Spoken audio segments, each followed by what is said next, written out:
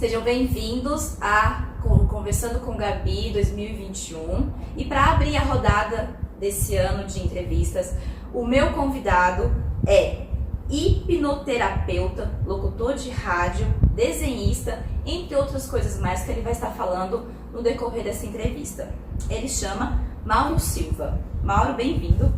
Gabi, muito obrigado, eu fico muito feliz. Agradeço também aos internautas que vão assistir nesse momento, que vão compartilhar, vão curtir esse vídeo. Meu muito obrigado de coração pelo convite, é uma honra estar aqui com você. Nós estamos já namorando essa entrevista já tem tempo já, enfim, deu certo. Eu estava conversando com a minha mãe antes de gravar com você e ela falou bem assim, cara. Nossa, Bi, ele é muito novo, né? Porque a voz dele não condiz com uma pessoa. Porque a sua voz parece de uma pessoa mais velha. E quando vê, você falou, mas é um menino, eu não tem jeito. Ele é um menino, minha filha. Você costuma ouvir bastante isso? Ouço bastante, sabe? Eu não sei se é por bem ou por mal, se a pessoa fica feliz ou não, mas geralmente a pessoa chega na rádio, eu quero falar com o Mauro. Fala, não, pois não, eu quero falar com o Mauro, né? Sou eu, o Mauro, sou eu. Ela não acredita, a pessoa. Não, a pessoa às vezes imagina, sei lá, já me falaram que imaginava baixinho, careca, gordo até que tá mais ou menos, né? O rádio tem isso, né? O rádio tem um poder de imaginação muito grande. Eu admiro muito aquelas pessoas que trabalham na transmissão de futebol, por exemplo, que colocam tanta emoção que às vezes é até melhor você ouvir a transmissão pelo rádio do que pela televisão. Aliás, aqui em Pirenópolis nós temos muitos profissionais do rádio que fazem esse trabalho de jornalismo esportivo, né? Temos o Rodrigo Souza, meu amigo, Souza Gomes, Wanderlei Gonçalves, Marcos Honorato, Francis Silva, né? São pessoas muito capacitadas, dentre vários outros aqui que eu até peço desculpas. Mas talvez o jogo nem está tão bom assim, mas eles levam aquilo com tanta felicidade, com tanta emoção, e a gente imagina aquela cena e parece que está acontecendo algo sobrenatural no campo do futebol, né? E é mais ou menos isso que acontece no programa da rádio. Às vezes a pessoa ouve e sem querer faz um link com alguém que talvez ela conheceu em algum momento, ou acha a voz mais condizente, sei lá, com um biotipo, né? Aí geralmente as pessoas se decepcionam, né? E eu fico até feliz, porque geralmente elas esperam o pior, né?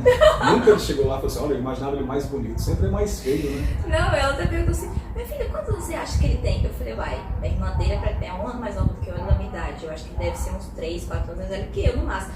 Nossa, mas não parece, que a voz dele parece mais velho. Mas ele é novo, e ela... Qual o nome dela? Silvone. Silvone, abraço pra você, viu? Obrigado pelos elogios. O apresentador de rádio, o que você acha que ele precisa ter para poder atrair a atenção das pessoas? Porque é diferente, ela não está vendo, as pessoas não estão vendo a imagem, elas estão ouvindo a voz. Então, Gabi, há um tempo atrás a gente imaginava que rádio era voz, né? O camarada tinha uma voz bonita, todo mundo dizia, olha, você tem que trabalhar na rádio. Só que isso é um conceito ultrapassado. Hoje em dia não vale somente a voz, claro que a voz ajuda, mas vale a comunicação. É você saber comunicar, você entender o ouvinte, né? De nada adianta você ter uma voz, de repente, padrão Cid Moreira, se você não sabe usar ela, né? Mas o importante é como você comunica, como você conversa com o ouvinte, que aliás tem toda a diferença, né? Porque rádio hoje em dia tem muitas. Não só as rádios locais, como também pela internet, você pode ouvir rádio até de outros países, né? Mas por que o ouvinte escolhe ouvir o seu programa, escolhe ouvir a sua rádio? Porque gosta da comunicação, porque se sente bem quando ouve. Eu acho que é isso que eu tenho buscado. Ele se identifica, né? Exato, é se identificar, né? Aliás, é o meio de comunicação mais rápido que existe, né? Todos os outros meios de comunicação não têm a rapidez do rádio. Eu fiz recentemente um curso e o palestrante falava isso, né? Digamos que você vê cair um avião no centro da cidade e chegam ao mesmo tempo o profissional da TV, o profissional da internet, o profissional do rádio.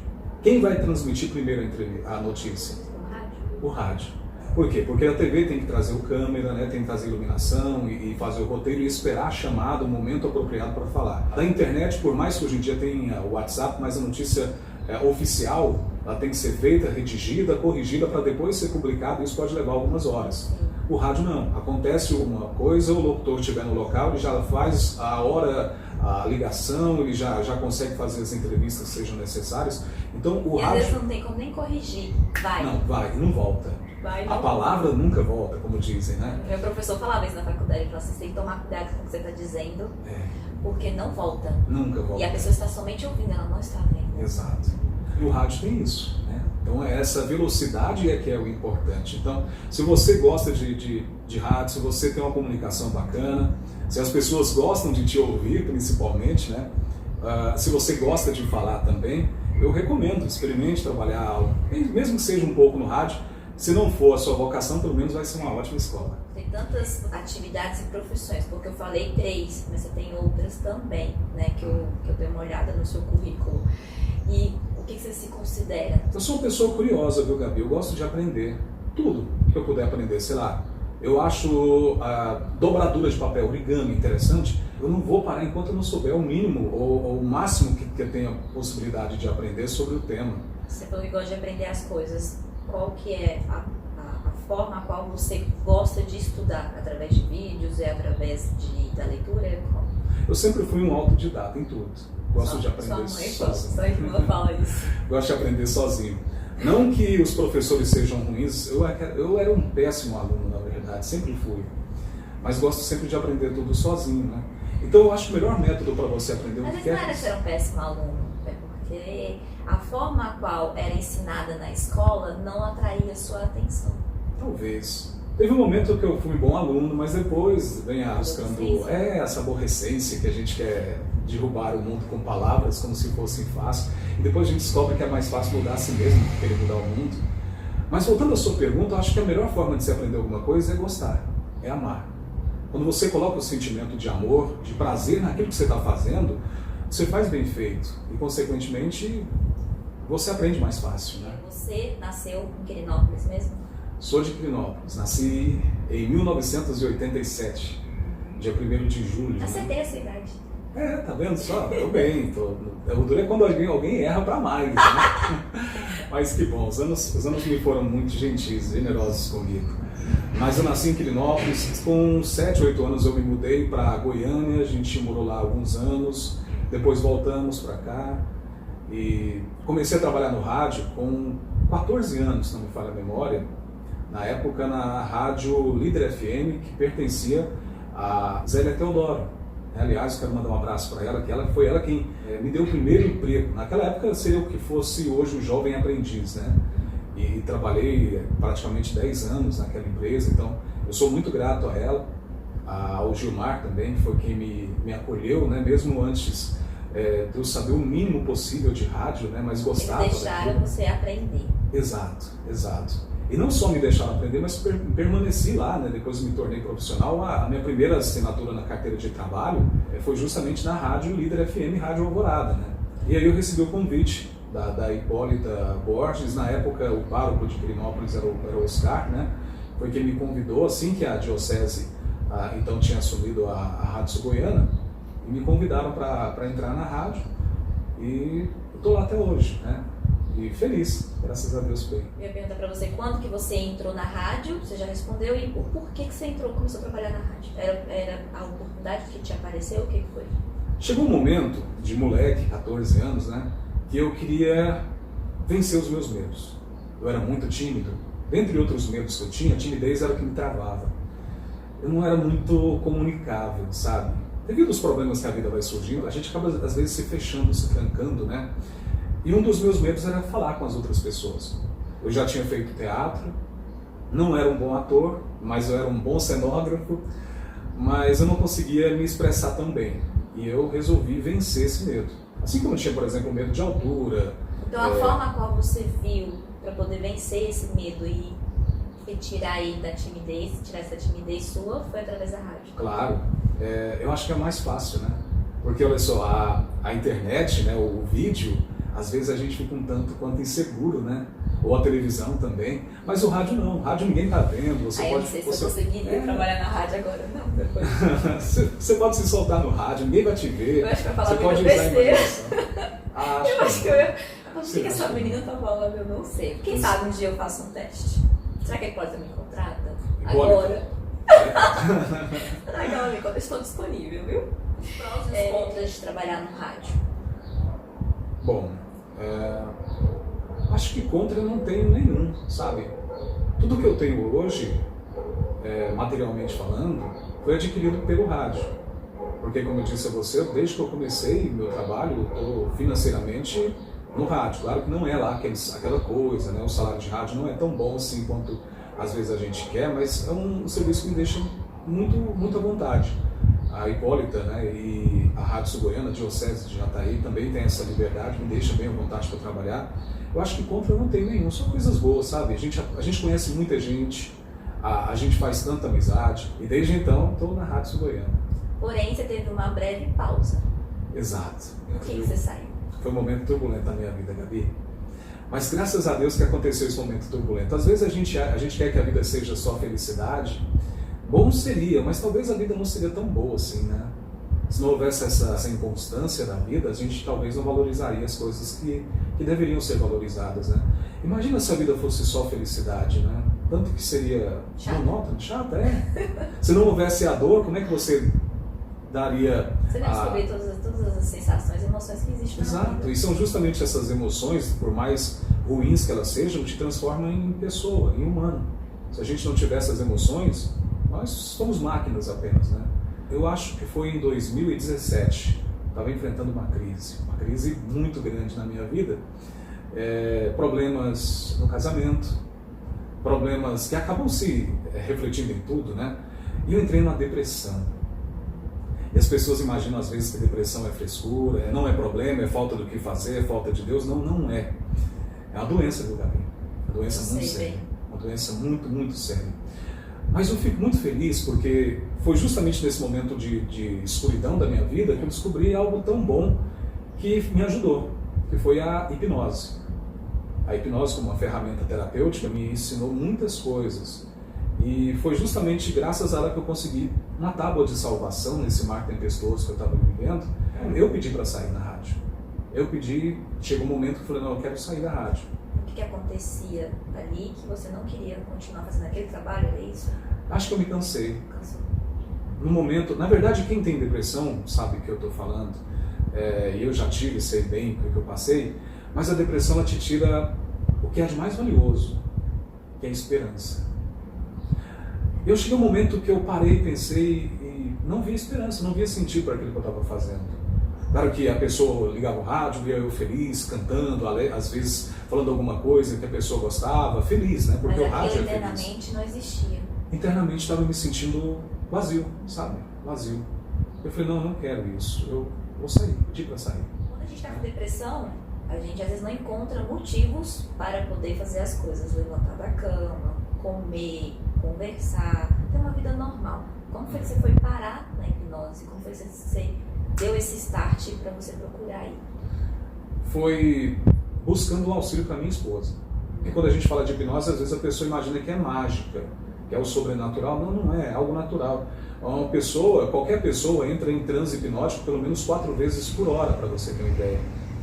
É algo natural, é algo normal. Me corrija se eu estiver errado, a gente acessa o nosso subconsciente? Sim, de certa forma sim. Mas hipnose é todo e qualquer momento em que você está com o seu foco, concentração e imaginação. Você entra no estado de hipnose sem saber, é isso? Exato. É porque esse nome hipnose, a gente tem uma superstição em cima dele, mas é um nome errado. Quem criou esse nome se arrependeu até o último dia da sua vida justamente por ter dado esse nome para a hipnose. E qual seria o nome, então? Quem deu esse nome foi James Braid, lá em século XVII, século XVIII. E ele usava esse estado de consciência alterado para anestesia. Ele era um discípulo de Mesmer. Naquela época a hipnose não era conhecida, mas eles chamavam de mesmerismo, né? Mas era através do que eles chamavam de magnetismo, né? Que eles faziam como, por exemplo, a pessoa se submeteu a uma cirurgia sem sentir dor. Isso se chama hipnoanalgesia, muito simples de fazer até. Mas naquela época era o que eles tinham para poder fazer uma pequena cirurgia, por exemplo. Não tinha anestesia química como a gente tem hoje. E muitas pessoas que têm alergia, por exemplo, à anestesia, até hoje, quando precisa de passar por uma cirurgia, procura o profissional da hipnose. Mas ele queria colocar um nome para esse estado, e como ele viu que a pessoa ficava de olho fechado, ele imaginou que a pessoa dormia. E aí deu o nome de hipnose. Em homenagem, assim como várias outras técnicas científicas, né, em homenagem a deuses, entre aspas, da mitologia grega. Em homenagem ao deus Hipnos, que é o deus grego do sono, porque ele imaginava que a pessoa ficava em sono. Mas estudando um pouco mais a fundo sobre esse estado chamado hipnose, ele descobriu que a pessoa não dorme. Você não dorme em hipnose. Quem já passou pela experiência comigo, ou qualquer outro profissional, sabe que você não vai dormir em momento algum. E aí ele quis mudar o nome para monoideísmo. Quanto mais inteligente a pessoa é, mais fácil de entrar em transe hipnótico ela se torna. Porque a pessoa inteligente, ela tem a todo momento que está focada, concentrada e imaginando alguma coisa. Aliás, tudo que a gente tem hoje em dia é fruto de imaginação. Os mais inteligentes, os mais geniais humanos que a gente conheceu eram pessoas extremamente imaginativas, criativas, né?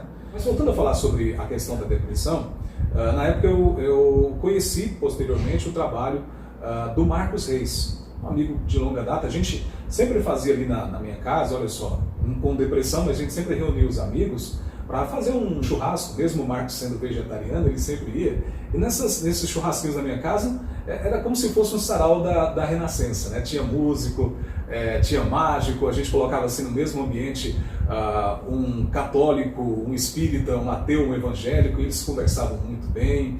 A pessoa vegetariana com o não vegetariano, eles sempre conversavam bem. Tinha pessoa que ia para cantar. Então era um ambiente muito bacana. E nesse ambiente eu conheci a hipnose, né? Ele foi lá fazer algumas demonstrações da hipnose. E eu achei aquilo incrível. A capacidade que aquilo ali dava, eu achei muito interessante. E aí você começou a estudar sobre o assunto? Comecei a estudar, claro, com o auxílio do Vanderlan, que é um ótimo hipnoterapeuta. A gente começou os estudos também juntos. Também daqui da cidade? Também aqui da cidade. Aliás, abraço para ele, bom profissional. Você pode dizer que você saiu da depressão? Exato. Eu venci a depressão com a hipnose.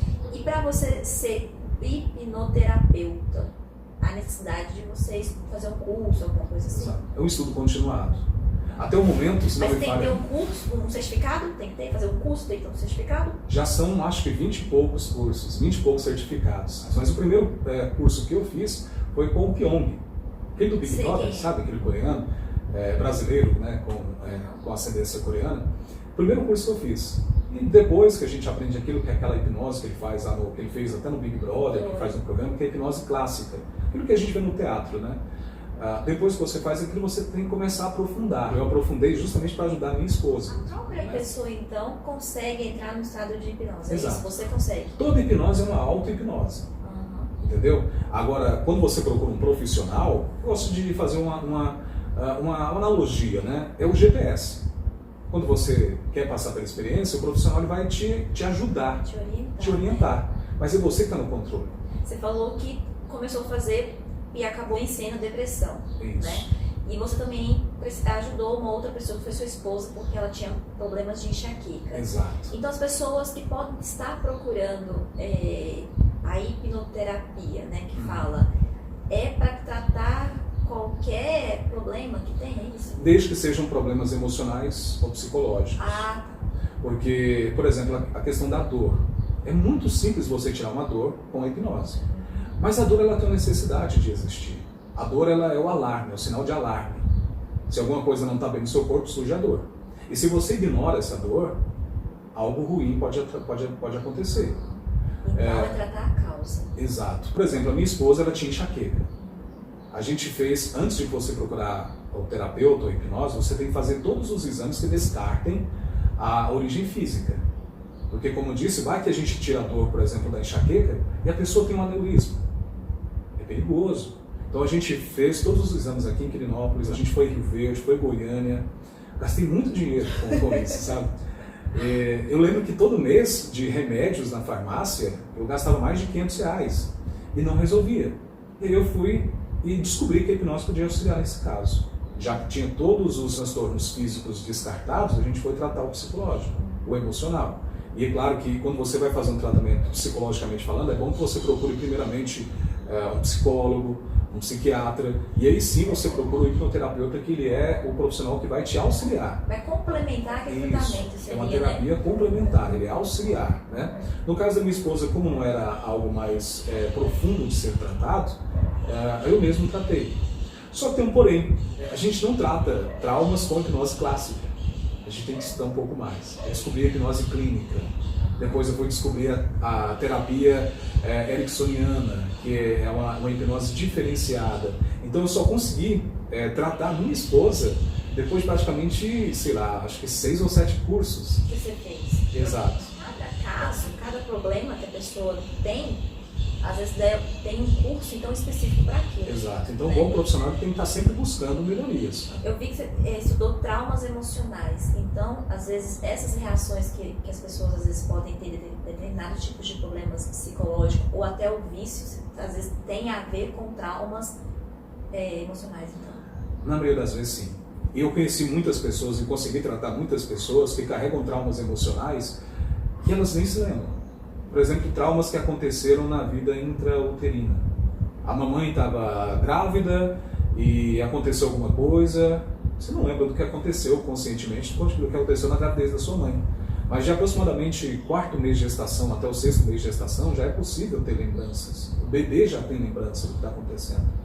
E então na hipnose você tem acesso a isso. Exato. E aí com a hipnose, a gente pode usar, por exemplo, vários protocolos, mas o que eu mais gosto de usar é justamente a regressão. Quando a gente fala em regressão, a pessoa imagina, é vidas passadas? Bom, se a pessoa acreditar, tudo bem. Não estou aqui para desmerecer a fé e a crença de ninguém. Mas a regressão a traumas da vida atual, obviamente. Tenho conhecimento da regressão ser voltar em vidas passadas. Eu acredito em muita coisa, inclusive nisso. Mas então... Se a pessoa quiser, a gente faz. Desde que a pessoa acredite. Tá. Como terapeuta, eu não posso questionar a fé de ninguém. Eu tenho a minha fé. Também não pode dizer se aquilo dali é da imaginação da pessoa ou se é de vida passada mesmo. Quem sou eu para dizer, né? Se você não tratar a causa e só ficar tratando o sintoma, o problema, uma vez ou outra, vai aparecer.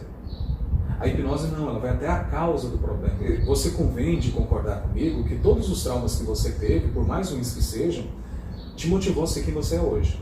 Sim, eu penso muito nisso também. Eu acho que as coisas que aconteceram na minha vida ou de qualquer outra pessoa fez ela chegar naquilo ali. Se ela gosta ou não, aí já é uma coisa pessoal. Mas você concorda comigo também quando eu digo que a vida seria bem mais fácil se você tirasse toda a carga negativa do trauma e deixasse só o aprendizado? Seria muito melhor, não é? Não é possível isso. É possível, com a hipnose é possível.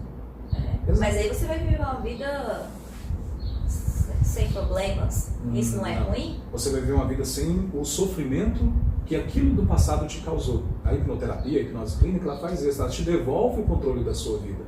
Porque até aquele momento você não estava agindo com o seu livre-arbítrio. Você estava permitindo que os seus traumas norteassem a sua vida. Você é desenhista também, que eu acho que já tem muito tempo, já veio antes da hipnoterapia, né? E pintou, né? Pintou de tela, seria isso? Desenhista é em tela ou é no papel? Eu já vi, já tem uns desenhos preto e branco também, isso, né? é o desenho realista que a gente chama. Realista, então. Então, é um talento que você usa por diversão, por hobby, ou também é uma profissão? É uma profissão, mas é também um hobby. Eu gosto de dizer que é a minha autoterapia. A arte é uma terapia, pelo menos para mim é uma terapia, né? Porque eu já desenho há muito tempo. Acho que eu comecei assim, a desenhar, que eu me lembro, devia ter 4 anos, 5 anos. Então, desde pequeno eu desenho. Você é realmente autodidata, igual o seu irmão fala. É autodidata. E aí, depois que eu já tinha aprendido a desenhar o desenho artístico, que é um tipo de desenho, eu comecei a pintar telas, né? Só que o problema de pintar telas, pelo menos para mim, é que eu sou daltônico. E para quem não sabe, o daltonismo é aquela condição que a gente não consegue enxergar alguns tons. Você sabe qual é o primeiro 0 que eu tirei na minha vida? Foi educação artística. Na época eu estava no Canaã. E você é desenhista? Pois é. Mas na época, eu lembro que assim, a prova final de artes era você pintar um desenho que depois seria a capa de todas as outras provas. Era uma macieira muito bonita. E eu vi que ela falou, olha, eu vou fazer um desenho lindo, eu vou fazer o meu melhor, vou pintar da melhor forma. E eu usei só um lápis de cor. Eu nem sei qual era, porque pra mim tanto faz. Mas eu pintei assim, o caule, a folha e as maçãs tudo da mesma cor. E talvez a professora não conhecia isso e ela me deu um 0. Acho que a professora achou que eu estava brincando com ela. E deu 0. E deu 0. Mas para eu conseguir pintar uma tela é tão complicado quanto, por exemplo, um atleta paralímpico ganhar uma medalha. É difícil. E na época que eu fazia telas por encomenda, muitas vezes eu pintava, por exemplo, o rosto da pessoa verde. Porque às vezes a pessoa tinha assim, detalhes vermelhos, né? Então tem que estar escrito para você, né, o nome das tintas para você saber. O bom é que eu uso tinta óleo. A tinta óleo no tubinho dela está escrito ali, ó, verde oliva. Então, vermelho inglês, por exemplo. E aí eu vou usando aquilo ali. Mas tem que ter alguém para me ajudar. Eu lembro que, se você já foi na biblioteca municipal, na parte de dentro... na parte de dentro, assim, só se você entrar para você ver, tem uma pintura que eu fiz. E aí todo dia eu levava a minha esposa, né? No final, as meninas da biblioteca vinham e falavam assim, olha, você é tão romântico, todo dia você traz sua esposa para ficar te acompanhando, né? Aí eu falei, não é que eu não seja, mas aí eu fui explicar para ela que, na verdade, além dela estar ali me acompanhando, ela vai falando para mim que cor é, porque senão fica tudo a mesma coisa. Ela fala para mim, olha, você quer ver? Você tem que ter uma pessoa que você realmente confia, né? Para não te sacanear também. Tem, por enquanto tá dando certo, graças a Deus. Brincadeira, mas um beijo para a Regiane. Ela, além de tudo, é meus olhos. Ela consegue enxergar aquilo que eu não vejo. Porque, caso contrário, eu não conseguiria. E depois que eu já aprendi a fazer as pinturas, né, eu conheci o trabalho de muitos artistas, né, do desenho realista, ou do hiperrealismo, né. Eu pensei que eu conseguiria aprender. E aí eu fui justamente treinando, tentando, errando, obviamente, mas eu consegui.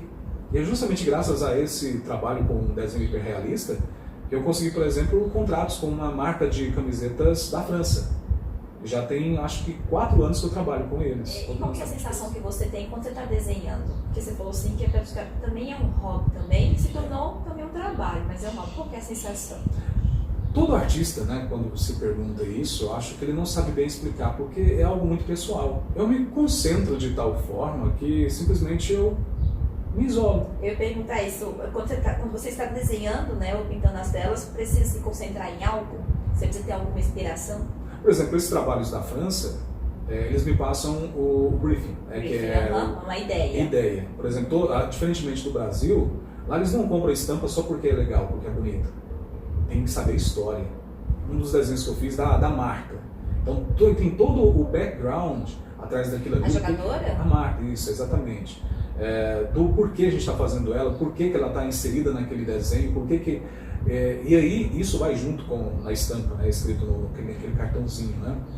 Não é só porque a estampa é legal, que é bonita, mas é porque as pessoas, os clientes querem saber o porquê daquela história. Eu já fiz, por exemplo, trabalhos para São Paulo, para 3 ou 4 marcas para São Paulo, mas essa marca da França é uma marca que eu me dedico já há mais tempo.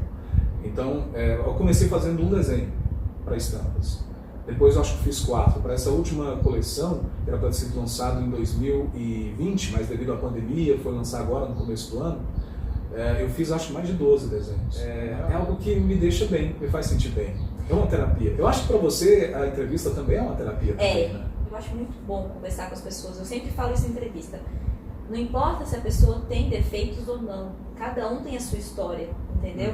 Às vezes você pode não gostar, alguém pode não gostar de você, ou pode não gostar de mim. Mas nós temos a nossa história. Agora é importante você saber o seguinte: existem 2 momentos mais importantes na vida de todo ser humano. O primeiro é quando ele nasce. E o segundo é quando ele descobre por que nasceu. Qual é o seu motivo? O que você faz aqui? Ah, tá. É isso que faz a vida ter sentido. É o que as pessoas falam assim, eu não descobri ainda o meu dom, ou por que eu estou nessa terra. E todo mundo está aqui por um motivo. Não existe ninguém aqui por acaso. Eu acho que eu descobri já qual que é o meu. É isso, te faz bem. Mas eu vejo com tanta tristeza as pessoas que tiram a própria vida, porque a pessoa quando faz isso, ela não quer se matar. Não, ela quer tirar a dor. Ela quer tirar a dor que ela está sentindo. E às vezes uma sessão de terapia, uma conversa com a pessoa, faria a pessoa se sentir tão bem. Talvez a pessoa descobrir por que ela está aqui, e ninguém está aqui por acaso, eu repito isso mais uma vez. Agora, o triste é que essa pandemia tirou tanta coisa da gente, além de tirar a esperança do futuro. A liberdade das pessoas, eu acho que tirou. A liberdade até da gente encostar nas pessoas que a gente ama. A gente não pode dar um abraço, a gente não pode... Eu não chego perto da minha avó tem 1 ano. Ela é isolada em Brasília. A gente não pode chegar perto dela. E a minha avó, inclusive, né, tem Alzheimer aqui em Quirinópolis. Eu não posso. Se eu for lá, eu tenho muita saudade, mas se eu for e acontecer alguma coisa, meu Deus do céu, qual é? Eu não quero essa culpa nem pra mim, nem pra ninguém. Essa pandemia fez a gente se isolar. E não é bom a gente se isolar. O desenho que você considera o melhor desenho? O melhor desenho é aquele que eu estou fazendo. Certo. Aí quando eu termino, eu gosto de pensar que toda arte tem 5 passos. Eu penso que o artista passa por 5 etapas, 5 passos, né? A primeira é a inspiração, você se inspirar para fazer alguma coisa. Depois é a ação, quando você faz alguma coisa. Depois você passa pela depressão de você olhar para aquilo e pensar, nossa, mas não ficou tão bom. Você está falando da arte? Da arte. Mas eu vou complementar o que você disse. Eu acho que tudo que a gente vai fazer na nossa vida é esses 5 passos. Tem. E depois vem aquele passo que eu gosto bastante, que é você ter a contemplação. É você olhar para aquilo e falar, nossa, ficou bom. Eu gostei, olha como ficou legal. Às vezes eu até duvido que foi eu que fiz, pensar que foi eu que fiz mesmo. E aí por último a aceitação, você aceitar e falar, não, eu gostei, isso é bom, eu me sinto bem. Aí depois quando você começa a fazer, você sente tudo isso de novo. O melhor desenho é aquilo que eu estou fazendo. Se eu não me sentir bem com aquilo que eu estou fazendo, você para, é isso? Aí eu paro, tem tanta coisa que eu parei, sabe? Tantos desenhos que eu comecei e parei. Uma vez eu te convidei para dar uma entrevista pra gente falar sobre o cenário político da nossa cidade. E você não quis, por quê? A gente vive num cenário muito dicotômico, politicamente falando. Sei lá, cenário nacional, ou é bolsonarista ou é lulista. Eu não sou nenhum desses. Aliás, tem muitas pessoas que se aceitam como pessoas normais. Você não vota nem no A nem no B. Às vezes você votou naquele fulano porque você acreditou que seria mudança, e às vezes essa mudança não ocorre. O grande problema das outras pessoas é achar que aquilo ali é um condicionamento permanente seu. Tipo, olha, você apoiou o candidato tal, então você compactou com absolutamente tudo aquilo que ele fizer. Não é assim. Muito bom, acho. Não é assim. Imagina eu vir aqui e falar, não, eu acredito que o fulano de tal é um bom candidato. Aliás, eu já quebrei a cara com tantos políticos. Também, muitos mesmo, também. Sabe? E quem me conhece sabe que eu não sou partidarista, de maneira alguma. Corro de qualquer pessoa que queira me enquadrar em uma caixinha de rótulo, de achar que eu sou isso, então eu tenho que agir assim, dessa forma, não. E a gente tem que ter a liberdade de a gente falar aquilo que a gente não concorda. Exato.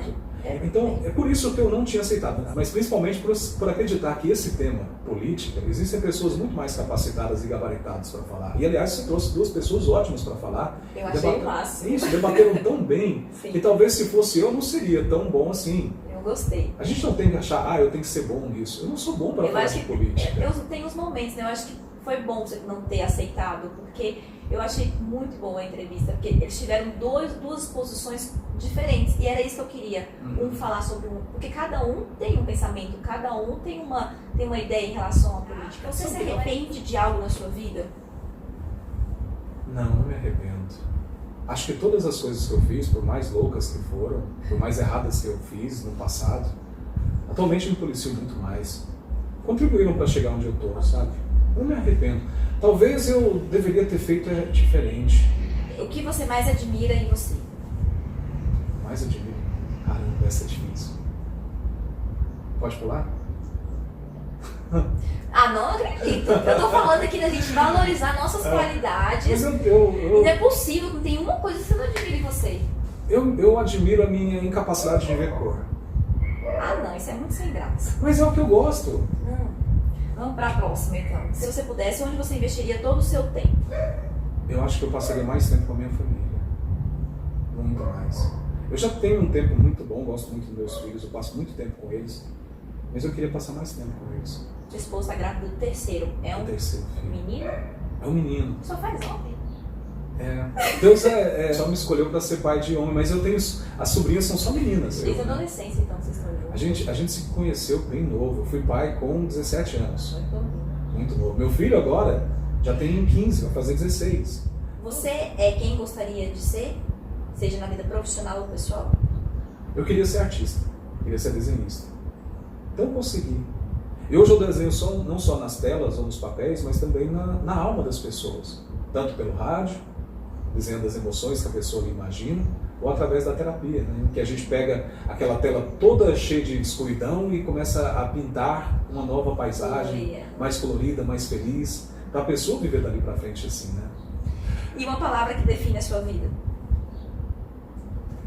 Luta. Só Deus sabe tantas coisas que a gente já viveu, que a gente já enfrentou. Eu, principalmente, tantas vezes que eu já cheguei ao ponto de falar, olha, não dá mais. Nos momentos mais complicados, como que eu te falei da depressão, ou até mesmo antes disso, né? Eu pensei que não conseguiria. Pra ser sincero, eu já pensei besteira também. Muitas vezes. Mas eu não me dou por vencido, jamais. Eu acho que... Eu não sei se você acredita em Deus, eu acredito, mas Deus não dá um fardo mais pesado do que aquele que a gente consegue. E se Deus manda problema, eu falo, olha, manda mais. Manda mais porque se mandou é porque sabe que eu consigo. Se eu consigo resolver, vamos embora. Quanto mais força eu faço, mais forte eu fico. Porque a vida é igual a academia, né? Quanto mais halteres você vai pegando, mais forte você vai ficando. Acho que é isso, lutar. Lutar não contra os outros. Contra você mesmo? Contra eu mesmo. Obrigada por ter aceitado essa, né? Porque a outra você não aceitou, mas essa você aceitou. Espero que você tenha gostado. Eu fiquei muito feliz, muito honrado, muito obrigado de coração, gratidão. E caso você que está assistindo, você precisar, entre em contato. Mesmo eu não atendendo, mas em casos emergenciais eu atendo com hipnose. Caso eu não puder atender, eu te indico outros profissionais que podem fazer esse atendimento. Mas muito obrigado, Gabi. Espero que tenha ficado do seu agrado. E sempre que necessário, a gente está à disposição. Muito obrigado.